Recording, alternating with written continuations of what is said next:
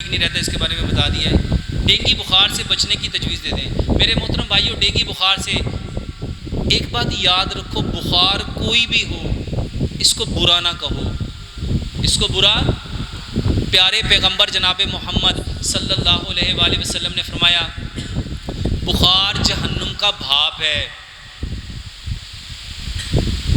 اس کا بہترین طریقہ، اور میرے محترم بھائیوں کوئی بھی بیماری آ جائے تو نبی صلی اللہ علیہ وسلم کیا فرمایا کرتے تھے؟ بیمار کے پاس جاتے تھے کیا دعا دیتے تھے؟ لا باسا طہور انشاءاللہ۔